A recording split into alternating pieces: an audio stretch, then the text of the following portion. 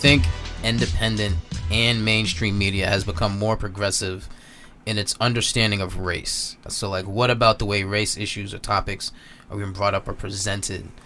Yeah, what are your thoughts on that? I know I have a few, but yeah. Oh, yeah.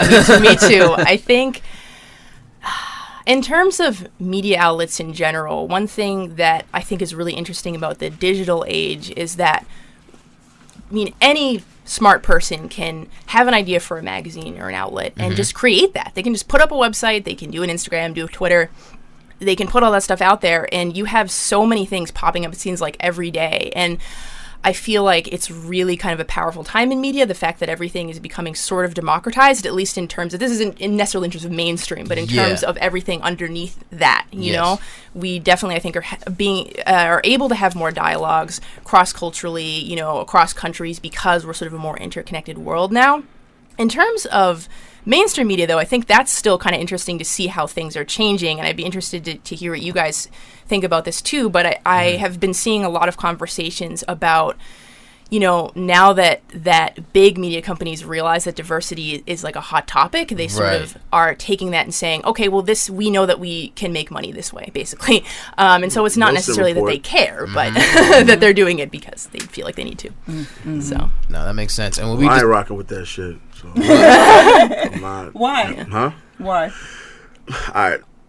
Because how I look at it is, like, major corporations are gonna push their agenda, and it's kind of like what we talked about with the Black Bourgeoisie episode, right? Where it's like they'll use black faces, but they're telling those black faces exactly what they want, right? And your job is to convince your community to rock with us or rock with our product or whatever, and because they're giving you all the money, you're gonna do it, you know. And so, to me, I don't know. It's kind of like bullshit to me. So, because they may have a show that's great, right? And then probably by episode 5 or 6, then the hidden agenda is in there, like, oh, support this, or, you know what I mean? I'm just like, bullshit, you know. So one thing that I think kind of speaks to that is when I look at shows like Blackish or Fresh Off the Boat, like they're really progressive in the conversation that they're having.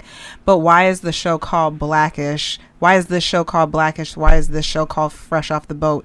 It almost, to me, screams as like, oh, well, let me explain why there's an all Asian show and an all black cast. Like, it can't have a name that doesn't touch on, you know, like the identity of the cast. At the same time, there's Issa Rae's Insecure, and I felt like, well, why isn't it called, I wonder why it's not called Awkward Black Girl anymore. Yeah, but I feel like some corporations, it's like, you can't make these niggas happy. Like, you know, 1 minute they're complaining about this, then we have an all black cast, but then they complain about that. HBO probably is like, you know, we want all the rights to Insecure, while opposed to Awkward Black Girl, she owned it. And maybe they're like, all right, well, we'll just create something new, so that way we have say, you know. So right. Nah, it's possible. Yeah, I don't know. I feel like with the media, whenever someone says the media, I'm always like real picky. I'm like, all right, well, there's a lot of different media outlets. You know what I mean? Anytime they go the media, that means mainstream media. Mainstream media. My focus when I hear the media, I guess my focus goes straight to cable and television network and like radio. Those are the three like avenues that you know, are just controlled, and that you really can't get in without possibly compromising a piece of yourself. You know what I mean? You know, I bring up cable networks because like they specifically provide provocative entertainment. Like that's why they exist. Like HBO, every show, you know, it's got like the nudity clause that actors have to sign and stuff like that, or stars. Like they dabble in that. So I don't look to them to do much for me. You know what I mean? There's always just gonna be some shit about it, you know. But think about it. But even online, so social media platforms, YouTube, all of those are technically now being they're becoming compromised by corporations. So it's kind of like, what platforms do we really have? Well, I think that's why we need to keep pushing forward, because and that's the whole thing that you're talking about, like the idea of companies being like, oh, we can't make these people happy. It's like, well, yeah, but we can make one step forward, but there's still so many steps to go. And so I think especially because companies are snapping up all these different places like YouTube and stuff like that. I mean, I watch a lot of YouTube. I'm really big into, indie creators and watching people kind of do their thing. But yeah, it's tough out there for people like that. But I just feel like it's still so important to keep trying to hold these companies accountable. And I think it's getting a little bit easier with social media because people are just pushing all the time. And you see constant conversation in debates, and I think that's really important because otherwise, who's there to stop them, right? Right. And you see also it's also like you have to take the steps to push forward in order to learn where the discrepancies are and what needs to be improved. So I totally agree. And I feel like what you're saying with as far as like things coming to light, like within the social media age, like what's happening with Netflix. I think that was the CEO that had to step down because he dropped the N-bomb. Not the CEO, he was like the chief of public relations. Oh, okay. Oh, okay. Yeah. And he dropped the N-bomb a couple times, and then what you're seeing with Lee Daniels owing Dame Dash money, and like a lot of things are like bubbling to the surface. So true to form. Yeah, I think my other thing with media, right, is like the reporting, I guess, because there's the side that's entertainment, and I think is more so supposed to be people kind of like expressing their viewpoints or just sharing their stories, but then there's the side of like reporting. And so I know you're multimedia, but I didn't know which side you dabble in more. Do you more look to report, or do you more so look to share and explore, I guess? You know what I mean? That's a good question. I think I've done a little bit of both, and more so the sharing and exploring. I think that's really where my heart is. I mean, I loved being in journalism. I love being able to report on things, but I think in terms of where I'm going next, I think I've always been interested in the idea of stories and how important those are, and that there should be so many more than there are, and that everybody should have a chance to share them in whatever way makes sense, because I think at least I found a lot of healing through that. It's like just being able to know that there are people out there that,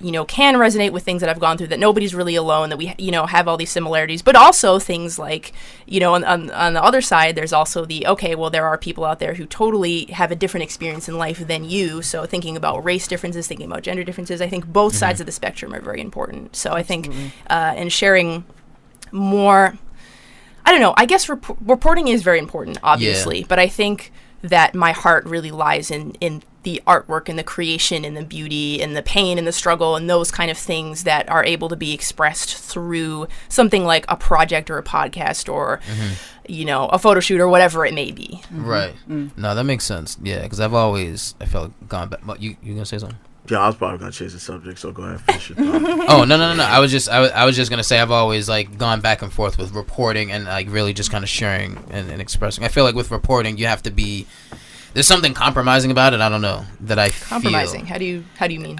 Because you have to be.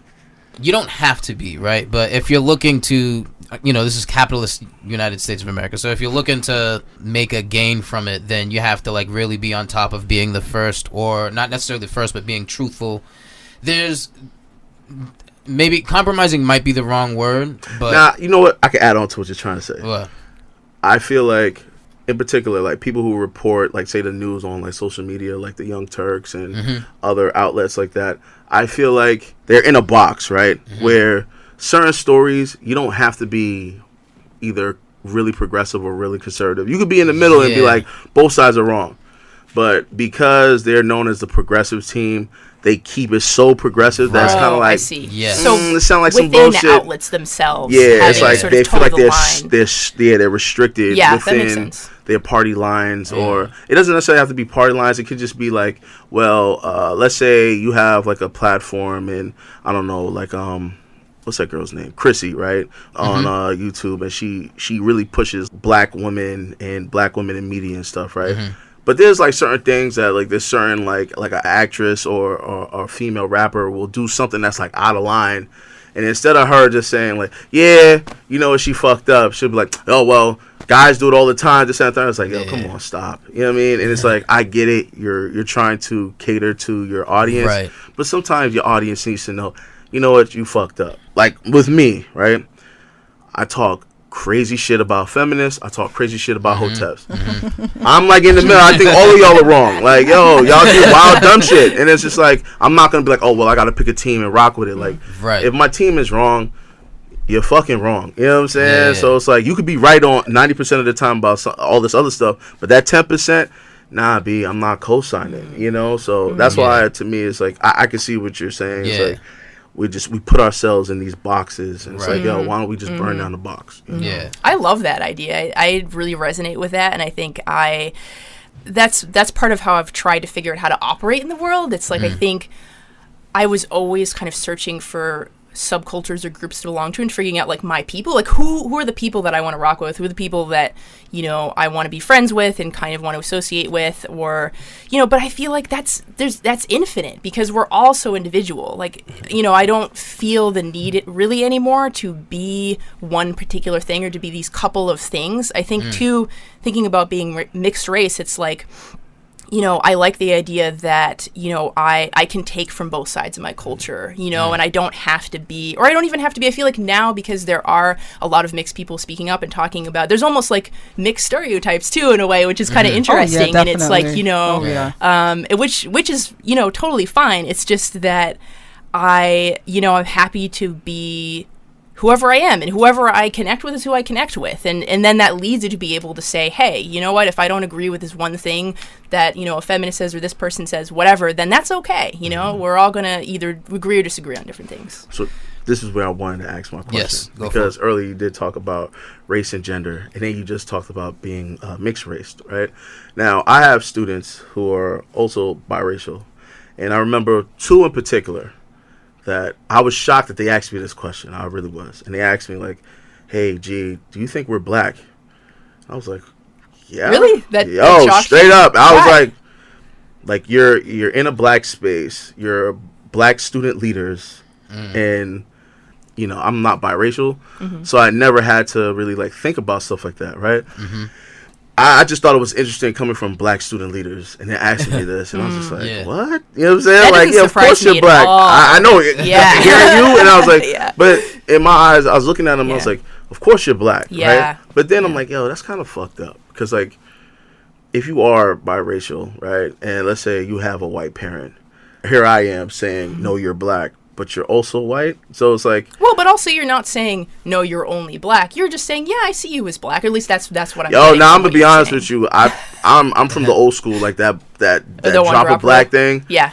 Yo, because that's the society we live in. However, I guess my question to you would be like, let's say you do claim your whiteness. Yeah. Will your community accept that? You said your mother's white. Yeah. So when you go back home to your white family and everyone else, do they acknowledge you as white, or do they go like you're mixed or you're black, or do they go like yeah you're white just like us? That's a really interesting question, and I have to say I haven't had that many conversations regarding race with my family, and part of this is just recently I have had a couple, but the only reason was because I went through a period of time where I really wanted to kind of maybe not meet, but I was trying to figure out, like, I do want to make some kind of connection with my dad. He actually, you know, lived right around here for a long time. I knew he wasn't that far away. It was just a matter of trying to make that connection in some way. And through this whole process and meeting actually a ton of new family members, it turns out I have a bunch of half siblings, and so I was connecting with them and sort of thinking about things in a whole new way, as sort of, because I've always sort of, in my family, I was kind of, I mean, I'm my mom's only kid, but I had a cousin who was close to my age, but a little younger, so I almost felt like an older sister in a way. And now I'm the youngest of all my siblings, all my half siblings, so I sort of feel like the baby, you know, and it was, you know, a different dynamic. And so I was writing a lot of poetry about that, about my identity, about my family, all this kind of stuff, and kind of being open in a creative way for the first time. And I made this sort of zine for my family and gave it to all my family members, and that led to some conversations, you know. They were saying, you know, we've never, you know, felt like you were different, you know, you're always one of us and everything. And I never felt at all like that I wasn't accepted. I think I just felt in my own mind, I knew that when I looked in the mirror I was different. I knew that my experience of life was not their experience of life. And that's not to say it's a bad or good thing. It's more just that it was a thing, and that I had to kind of address that in my own life. And so I think I've always known the two sides, and I do feel like I need to, not need to, I mean, I do claim my whiteness, but I think part of the needing of that is to acknowledge that I have some privilege as a person of lighter skin, as a person who, you know, grew up in kind of a suburban area, had access to education, had access to all these things. I think that is a part of my whiteness that's never, you know, going to not be a part of me, but I also have the black side. I also, you know, I'm going to have a different experience than anyone else in my family in a lot of my suburb. It's something that I think about at work. It's something that I think about when I'm, you know, walking around. You know, both of those realities are real and true for me and do inform my experience. I have a question because you mentioned privilege for having lighter skin, and it's kind of a question trolling G. Now, G. Yeah, I was thinking that in my mind. I was going to bring it up because that's her story. So whatever. Yeah. As someone who is not of mixed race, would you say that it's almost a privilege to, because for someone especially who is like, for a record, I don't believe she has privilege. You don't think she has privilege? Okay. Nope. Now, do you think that, because I feel like I see privilege as, you know, a weight, kind of a burden being lifted, a burden that you don't have to necessarily deal with. So not being mixed race, not being biracial, I kind of feel like it's a privilege to not have my identity be questioned all the time. That's a good point. And especially for somebody who is but like your identity is questioned all the time. Your identity is questioned all the time. But not in terms of like who I am, my ethnicity specifically. Like, am I black? Am I white? Am I from this country? I'm from, yes, like I'm definitely like, are you Bayesian? Are you Jamaican? Are you African American? Like I definitely get that. But am I black? I've never had to have been asked that question before. So do you, and to you as well, and to you, Rome, like, do you see that to a degree as a privilege? If you're white passing, maybe. But when I see her as, even if I don't say black, I'll be like, she's definitely a sister of color. You know what I'm saying? So it's like, to me, I've had this debate so many times. I try to troll G whatever. But I have to say this. This is how I define privilege, right? Privilege is an unfair advantage. Now, like I hear people say, like kind of you said, like, oh, well, I was raised in this suburban town. I had a good education, this, that, and third. That's technically not a privilege, right? Because your parents probably worked hard for that, you know, like. Well, isn't that sort of, I mean. Like, to me, like, an unfair advantage is, like, unless, let's say, your white mother who got, like, a FHA loan because she was white as opposed to a black woman, if she did something like that, then yeah, sure, that privilege is now bestowed to you. So now I could be like, yeah, you could argue that. But, like, privilege is literally, like, how I look at, we're in a white male patriarchal system, right? Where it's white men who gain their power from controlling, oppressing, doing all kind of fuck shit to people of color, both men and women, right? And not to mention, there's, like, a layer where they even disrespect their own women. You know what I mean? So now you have all of these oppressed groups that are surviving around this white male patriarchy, right? So now every group, technically every human being on planet Earth, there's even animals with a form of privilege, right? So when I hear privilege and oppress, I always have to link it back to the system that controls everything. And if you're not a part of the group that controls everything, I'm not going to say you're privileged, because most likely 9 out of 10 times you had to work really, really hard to get to whatever position you're in. Right? Like, for example, my son, when he grows up, most likely he's going to go to good schools. He's probably going to have a good job, this and the third. Why? Because he has 2 educated parents.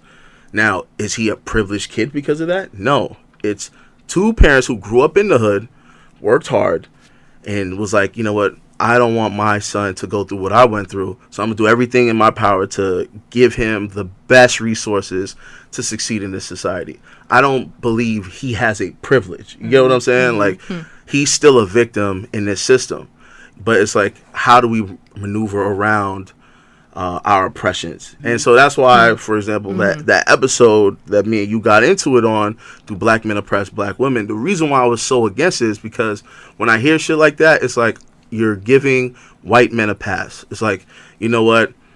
Forget it, white man. You're not the oppressor, because we're all going to share that burden. And I'm not going to do that. Just like I don't think we should all share that burden of being privileged.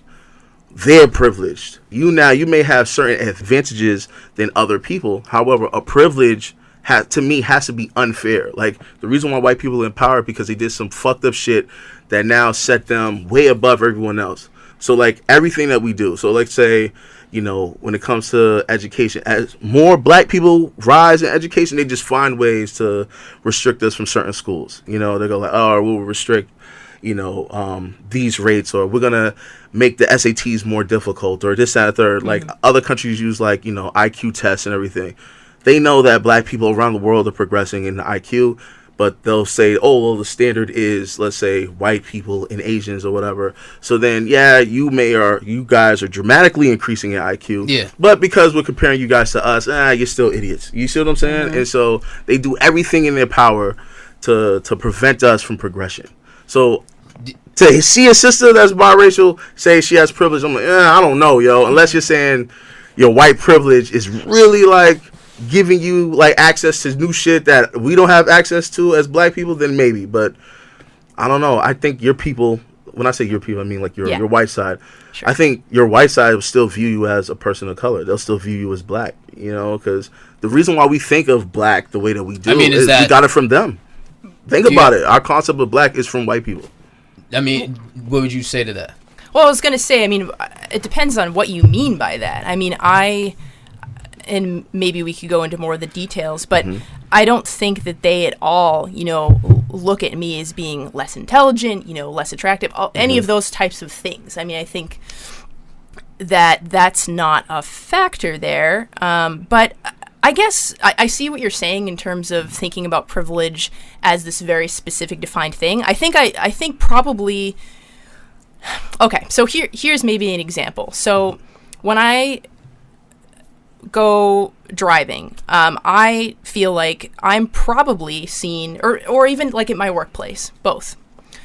Specifically, if someone comes in, I'm not really like afraid too much of how people are going to look at me, and part of the reason is because I feel like if I, like, pretty much the darker your skin is, usually you might be seen as more threatening, you might be seen as, again, less intelligent, all these types of things that we associate with dark skin, which is totally crazy. But, you know, I walk through the world, I don't walk through the world as a person who passes as white, but I do walk through the world as a person who doesn't have to feel, like, I was telling Sheena about this actually on the phone the other day. I was like, you know, I have had almost nothing but wonderful experiences with cops. And I feel like I don't know all the reasons why that is.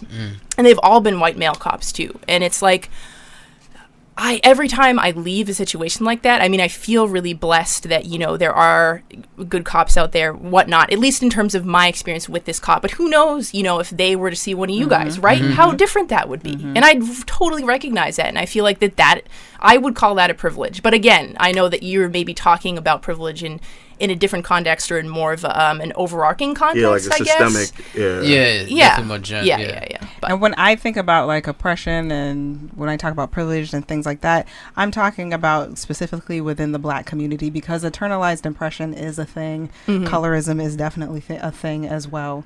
So it is hard. It is difficult to look at that within the context of the white patriarchal society that you were referring to, but a lot of that is trickled down within our community, and the way that we treat each other, and the way that we interact with each other as well. So we go back and forth of the topics of, like, you know, privilege and oppression a lot, because I think for so long, like, we tackle that on to, like, white people and the white patriarchal society, but I don't know how often we've had conversations about how that's influenced the way that we view someone who has lighter skin, someone who has darker skin, someone who has 4C hair or 1A hair, and even down to, I had a conversation with somebody about when you talk about different grades of skin tone or different grades of hair, the one ranking is the lightest skin, the one ranking hair grade is the bone straight hair grade, and then as it goes further down, it gets kinkier. As it goes further down, it gets darker. So even within that, like, you know, ranking as well. Yeah, and even, like, the only thing I'll add is, like, environments, right? So, like, I remember Stephen Hamilton. Shout out to Stephen Hamilton anytime I can bring him up. But he even mentioned, like, for example, Logic, you know, who's very light skinned, and in his home of brothers, he's the darkest. You know what I mean? Whereas, like, wow, people outside of that will look at him and have their opinions. You know what I mean? Oh, Like, yeah. So like Yeah. black people outside that, people with dark skin will look at him and be like, yo, he's damn near white, but like his white brothers are like, he's black. You know what I mean? So it's like, I think that the environment definitely plays a part into like whether or not you would feel any kind of privilege or, you know, no privilege or anything like that, you know. Let's jump into this next question, actually. So we kind of spoke about it. What are some areas where mainstream media still falls short in regards to diversity? Were you thinking like mainstream media there? I guess like, yeah. So like as far as like the representation goes, do you feel like there's anywhere where it's not successful? Like, you know, definitely the way the news talks about black people. You know what I mean? I feel like the only way race issues. I feel like the only way race issues come up on the news is when it's like an actual issue, when it's like, you know, people dying and stuff like that. It's not like it's brought up under like a positive light, you know. So Definitely. I don't know, but what? And I have an example too, if you. Yeah. So like, what was that show? Desperate Housewives. Vanessa Williams was on the show like for like the later seasons. I don't know, up until the end. And there was an episode where like, you know, she had this hairdresser that she faithfully went to all the time, and she had the character had her hair relaxed and maybe like a little bit of weave. So some like gossip got back to him, the hairdresser, about stuff that she was saying about him or something. So he quote unquote sabotaged her hair. So when she went back to the person that like spread this rumor, you know, it was a white lady. White lady opened the door, and Vanessa Williams' character is in an afro. And she was just like, so-and-so messed up my hair. This was the only white guy in Wisteria Lane that knew how to relax hair.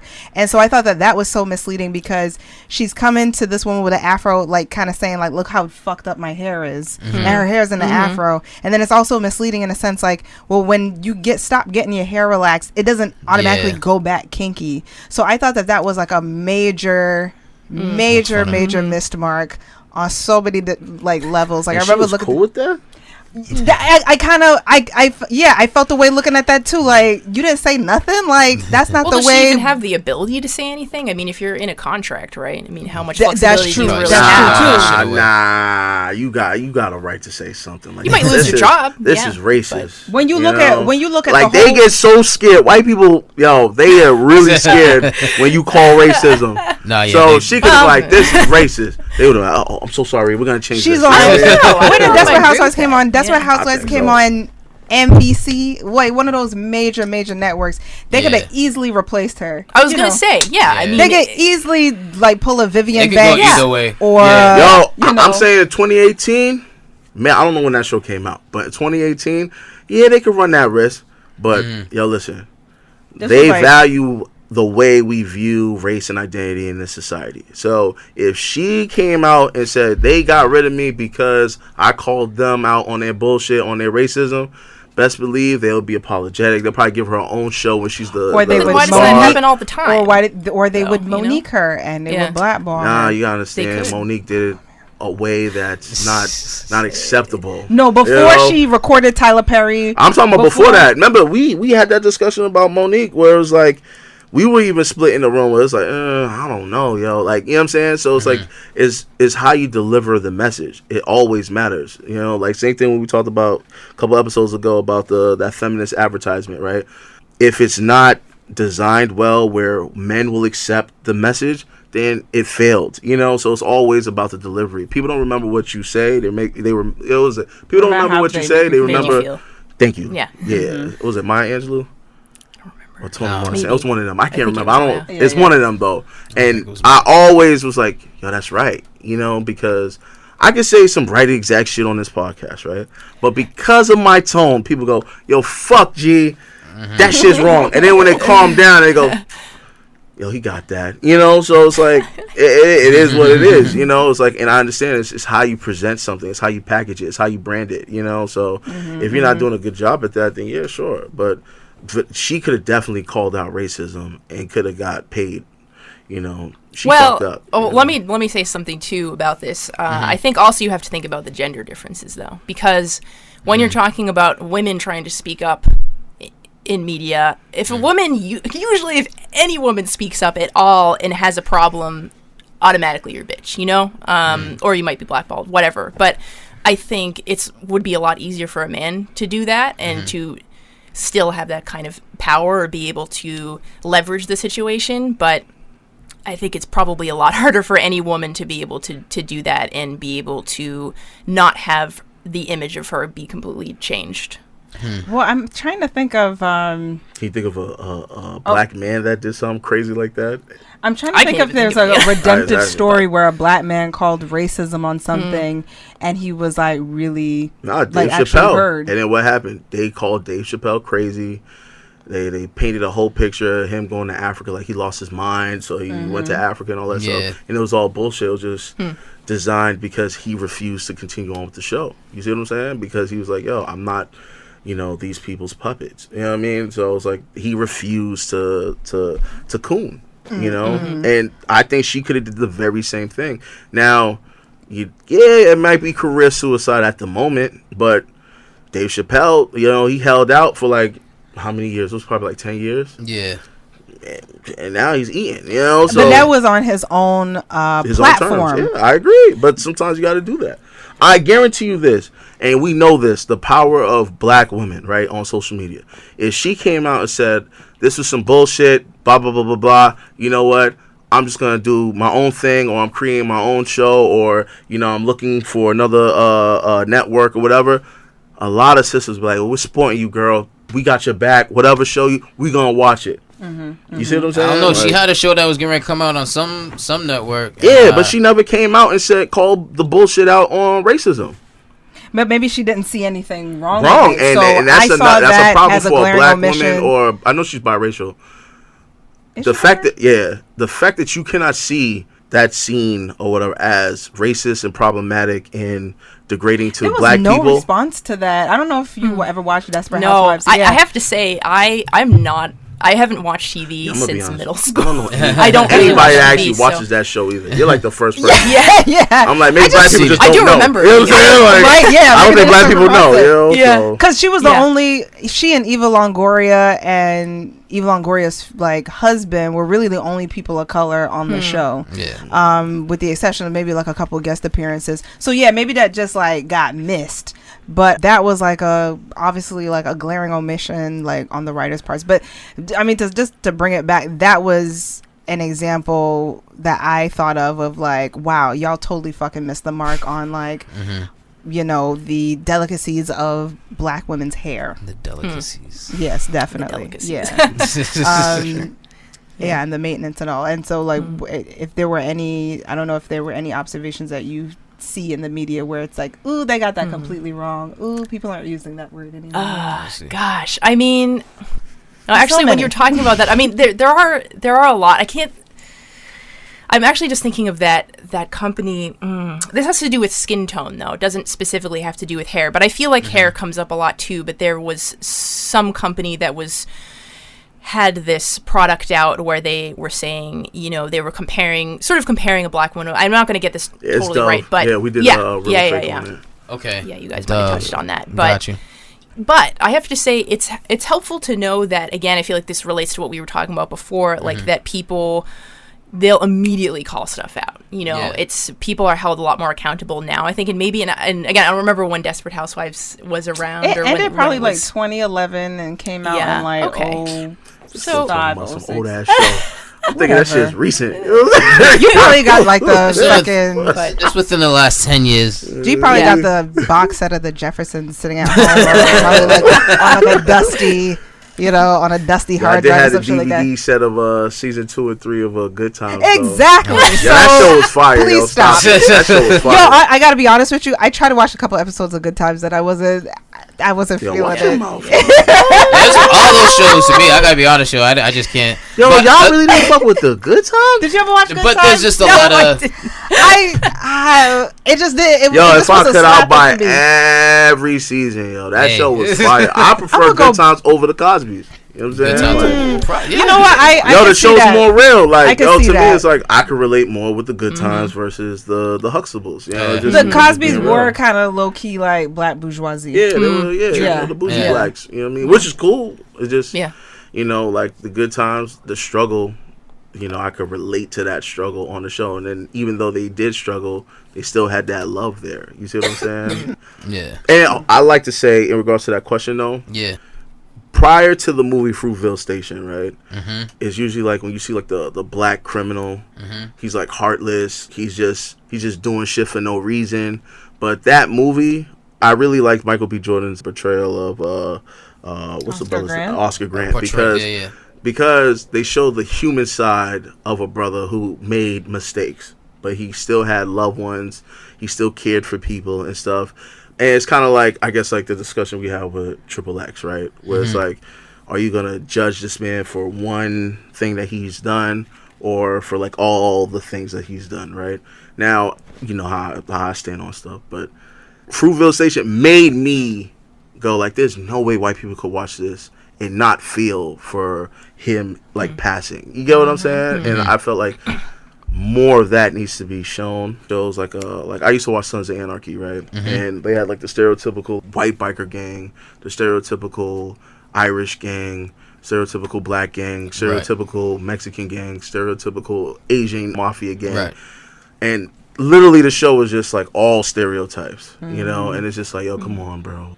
Y'all could at least try to make us understand why people do certain things, or go in depth a little more onto like the different diverse cultures and stuff. They didn't really do that. I still love the show, but I'm just saying it was like pretty racist. So this is another old reference, but did you guys watch the movie Crash? Yeah. So that I felt like was and I just watched it maybe last year, so it's new to me. Nice. But yeah, I felt like that movie was really fascinating in the way that it showed so many different characters from so many different backgrounds and how they all interacted, and showed it in a very holistic way that made you think a lot. Every time someone would come up and do a scene or talk, you'd be like, oh, I get what they're saying. And then the other character would come in, and you'd be like, oh, wait, well, they have a point too. You know, I feel like we need more movies and media like that, because things that just give you pause and aren't necessarily trying to... I didn't come away from that movie feeling like I was being preached to or anything like that. I felt like it was purely there for discussion, for the ability to get you to try to be in someone else's shoes, basically, you know? And I think that's probably more productive than, you know, a lot of things we have now. No, that's a sweet spot to be in, too. I want to ask a quick question. Quick, yeah. If I could do an imitation of G, it would be like, I just have 7 just go into it. You know what I'm saying? But, like, being mixed race, would you prefer to be, I guess, biracial to be its own category in this society? You know, like, usually when we hear, like, biracial people, we automatically just say, oh, they're black in this society. But would you, like, prefer to just have, like, a separate category, like, I'm in the mixed race / biracial category? I think that it's important for the multiracial category in general to exist. I think that it's important for people to be able to identify that way if they want. And not everybody wants to identify that way. Not everybody. Some people want to pick one or whatever, which I think is totally fine. But I think that having that as an option, and to be able to say, okay, you see yourself as biracial, I'm going to acknowledge that you're biracial. I think for me, that means a lot, you know? And I usually go back and forth between the two, going back and forth between black and biracial. But also, again, if you know, we're having discussions like this, I'm going to bring up my whiteness because I think that it's a part of my experience. So, but again, you know, if someone were to ask me, quick question, you know, what are you? You know, it's like, okay, I'm biracial. And then I'll go into more detail. But that is how I define myself. Nice. So, let's get this other one in before we get too out of it. In the article, and I'm going to refer to Sheens on this one, in the article Black Art, White Praise, written by Eric Frechtman, he explains that because of white silence, artists of color are taking on the emotionally difficult labor of continuing to discuss race. Where do you feel the progress will come? Sheens, I don't know if you want to... So when Via and I had a phone conversation and talking about like your experiences with putting your own stories out there and speaking so passionately about issues pertaining to diversity and your own identity, the article came up because I thought, doesn't that get kind of taxing? So we just, the article is just basically saying, you know, black artists who, you know, I applaud that put work out there that touch on issues of race, racism, and diversity, only for it to be presented in front of a white audience of some, not all white people, but some who just, that's their only conduit and understanding of racism. And so it's like you're being subjected to this emotional toil of putting your personal stories out there and being very vulnerable, only for white people to maybe either say like, I don't get it, or what does this mean, or why aren't you doing work that's inclusive of all people? So I brought that up to ask, do you feel that you'll see some progression with the way that, you know, all people's like understanding of race and race issues? Yeah. Oh man, I love this article. First of all, I think that I'm glad you liked it. Yeah. I felt that it was really well written. Especially, I kind of did some little research into the writer, and did see that he was a white guy, and he did address that a little bit in the article. But I think that he was really good at gauging the situation that he was in and the reading that he was in, and being able to accurately understand how white people were responding to the writer. I feel like this is really timely for me, at least, that we're talking about this, because I was a race conversation facilitator for about a year and did a lot of work in the suburbs, in Natick, Medfield, Wellesley. And when I first graduated college, I met this woman, Michelle Chalmers, and she is a Wellesley resident, white woman, married to a black man, has mixed kids. And she has done a lot of work in race here. And there's a whole community of people who are white and who are doing this work. And I found that to be really encouraging when I was starting this. And I remember this conversation we were having in Wellesley, just meeting up for coffee. And, I was talking to her about my experience in Wellesley. And she was kind of like setting me straight on a couple things as race, because I was still learning, and I'm still learning, But it's like she has really done the work to understand the structural aspects of racism, and her mission is to try to educate other white people about race. And I think that is really vital. And there's another woman, Debbie Irving, similar thing. I don't know if you guys have heard of this book or not, but it's called Waking Up White. Yeah, I actually read the article on your website. Yeah. So touching on that, she's really amazing too. I feel that I think it's really important for people of color to be speaking about race if they feel that they want to, and also other things in life that have nothing to do with race, as the writer so eloquently talked about. But I think it's just as important for white people, in the privilege that they have and the abilities that they have and the strength that they have to do this, to educate other white people, because at the end of the day, it's like white people are going to probably be more comfortable talking to another white person about race, more so than they are a person of color. So I got a question. That's cool. My question would be, are black people or other marginalized groups okay with white people taking a lead on addressing race in this society? And I'm gonna be honest, I'm not necessarily comfortable with it, because I don't know if they're gonna actually do a correct job in actually trying to address and annihilate racism in the society, and I kind of always look at it like the Democrats, the way they view race is kind of like, let's open up these nonprofits and let's give them after school programs, as if that's going to magically change the dynamic of being an inner city youth in a low income society. Ideas. Yeah, you see what I'm saying? So it's like, to me, like, that's their concept of like addressing race. Let's just pick a handful of these kids and bust them out to suburban schools so they could get a great education, completely ignoring like the other 90 whatever percent of the kids that are still in the inner cities. So to me, it's kind of like, it's like, make an example out of one, and that's their way. Well, not saying all, but what we usually see in mainstream media or in politics and things, they go, let's just help a small handful, the bootstrap mentality. We did it with them, you guys could do the same thing. And it's like, okay, like, yeah, I'm good, So I have a question for you then. Do you feel like, if people like Michelle Chalmers and Debbie Irving, if they're going out and doing this work, I think part of the reason why I feel more comfortable with it is because in their communities, they are also working with people of color, and that's sort of a part of, I think, a lot of their process. And granted, not to say that they, won't make mistakes or whatever. We're all going to make mistakes, especially, I think, white people, and kind of learning about this. It's just a reality. But would you rather not see white people speak up, or would you rather not have them be making those mistakes? Do you think it's more important that they just sort of bring the light to more people of color rather than speaking up? I'm all for everyone speaking about it. But everyone. Sure. And yeah, I'm so different. I'm even okay with racist white people talking about race. Because I know when we have dialogue, I could change their mind. I doubt they could change my mind on certain things, but who knows, you know? And that's the exchange. The exchange actually causes people to go like, hey, you know what? I didn't think about it like that. So Yeah. that's not my issue per se. It's more like if you leave white people up to their own vices and they just, we're going to try to address racism, dolo. It might be a problem. Like, I respect the fact that these people that you're mentioning are working directly with people of color, so that's great. But I'm more concerned about like white people that live in like these ivory towers, and they're making like these decisions on their own. No input from black people, no input from the Latino or Asian community and things of that nature.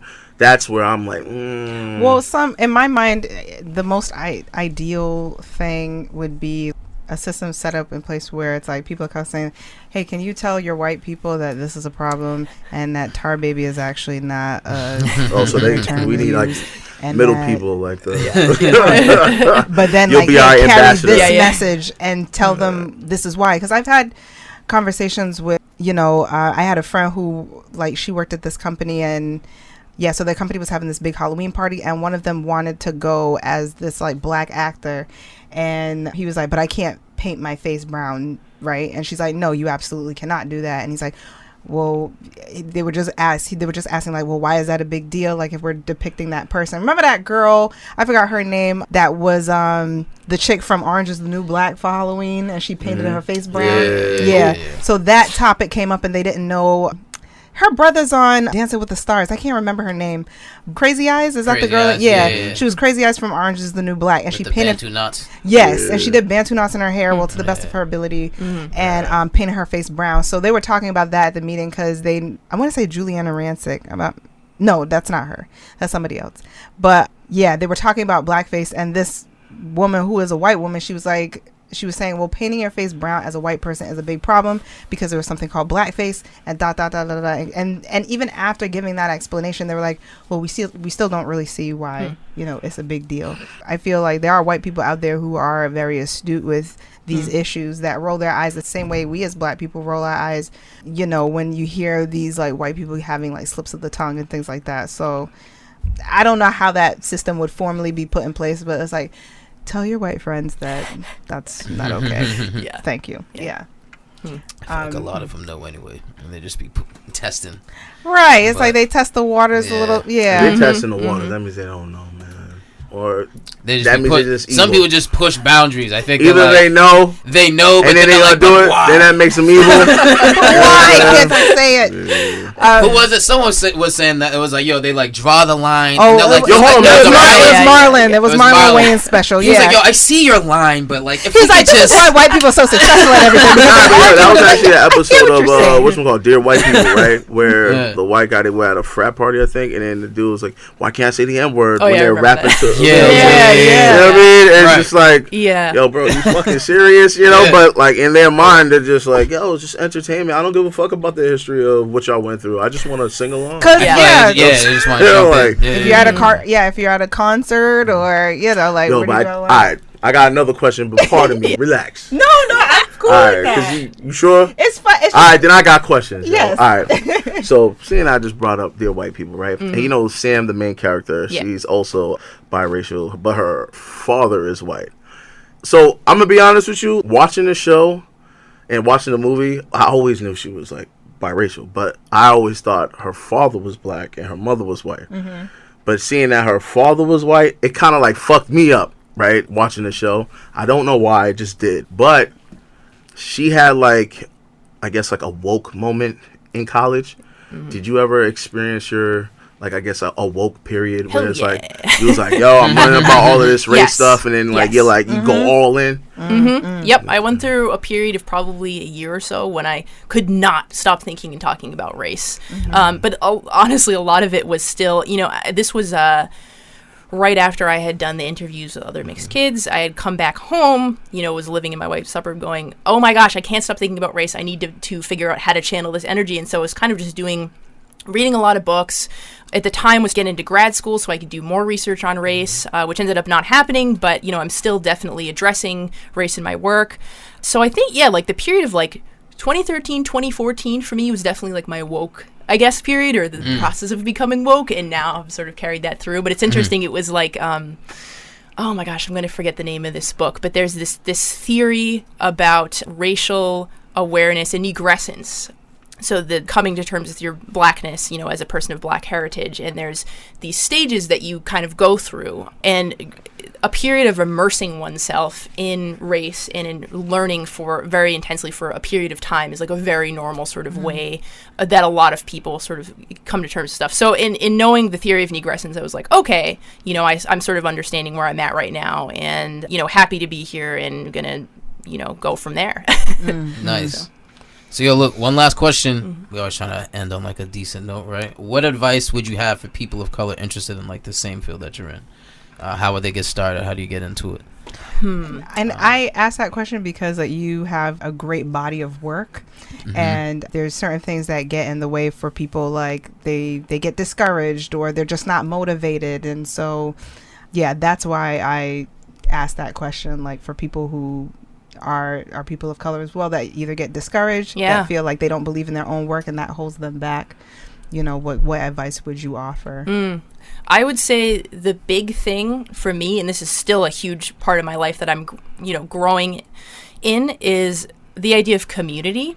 And I think for me that means to constantly be looking for people and developing relationships with people who are as motivated as you and also have ideas in their mind of these things they want to create and these messages that they want to relay, and who are also very interested in speaking their own truth. And I think speaking your truth too, that's a work in progress. I mean, for me, there's still a lot of areas of my life that I would love to address in writing and music and photography, and have just been sort of going step by step. But my friends, my colleagues, people I've worked with, people who are allies, people of color, those people have been so important in my continuing to keep producing, because if you're just kind of stuck in this bubble and you don't feel like anybody can resonate with you, that's going to totally stunt your growth. So I think that's actually the most, not even necessarily the work itself, because the work will come, but you have to be in an environment where you feel motivated to work. And I think having other people alongside you in that journey is very, very vital for that.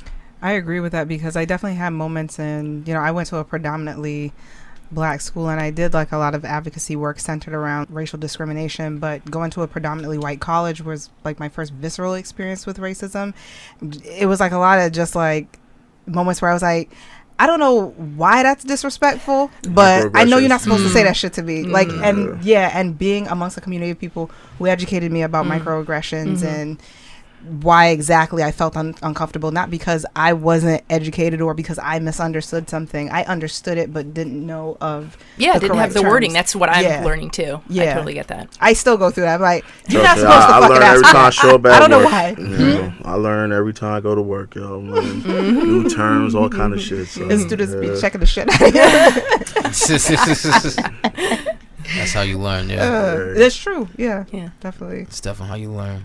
Well, listen, we can wrap it up. Via, thank you for coming through. Definitely. Thank you so much for having me. Yeah, It was delightful. Another great discussion, yo. This was dope. You know what I mean? Anything you need to plug, anything you want to tell people? Well, I just put up a website, so it's viaperkins.com. Yeah. I don't do a ton of the social media stuff, but I do have a Tumblr. Via lives here, and that's about it. All the updates for what I do will be there. So cool. Awesome. Make sure you check out your podcast already launched, or it didn't launch yet, but it'll be on my website when it goes up. Yeah. So. Nice. So stay on viaperkins.com for sure. Again, thanks for coming through. We appreciate it. Appreciate the discussion. Great having you. As always, make sure you go to UPanicd.com, UPanicd.com. Go to TC, join the convo. Do so the best way you know how, and that's it. It's UPanicd. It's UPanicd. Talk to y'all next week. Lose squares, lose squares. Lose squares, lose squares.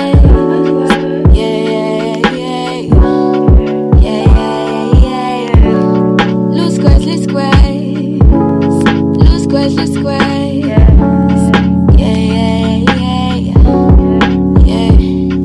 I'm too smart to be broke for this long. Too much heart for this little body. Nah, I don't ask for favors, but I'm asking you, cause I don't ask just anybody. Stingy with my feelings, I don't share with anybody. Auction off these daily vices. I was only 5, I saw my daddy nearly die, betting money, rolling dices. Blood as thick as oil was the puddle that he lay in. Trouble, that's the family line, my absent mother blatant. Just stay in. I'm the last daughter to his kingdom. I'm the last word to his teaching. I'ma show my city that I'm in for bigger things and that I mean it. Inglewood's finest in alignment, I'm a genius. Taking it back to the old me. Riding the out with my homies. We used to kick it out old beach. Now we chasing dreams and we grown. Loose squares, loose squares. Loose squares, loose squares. Yeah, yeah, yeah, yeah. Loose squares, loose squares. Loose squares, loose squares.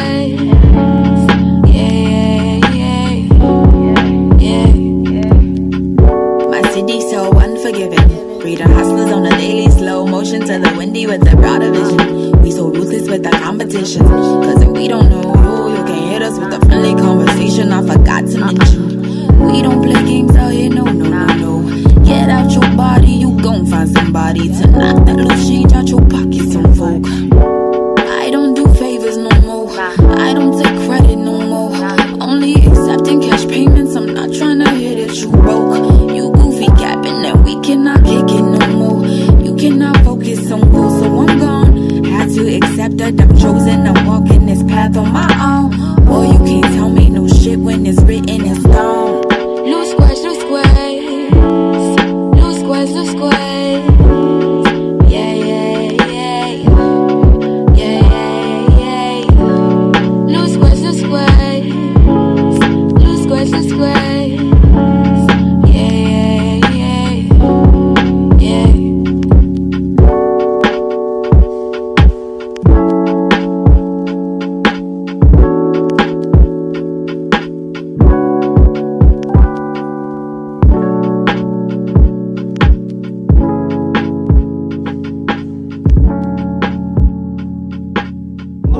Loose squares. Got them loosies, got them loose squares.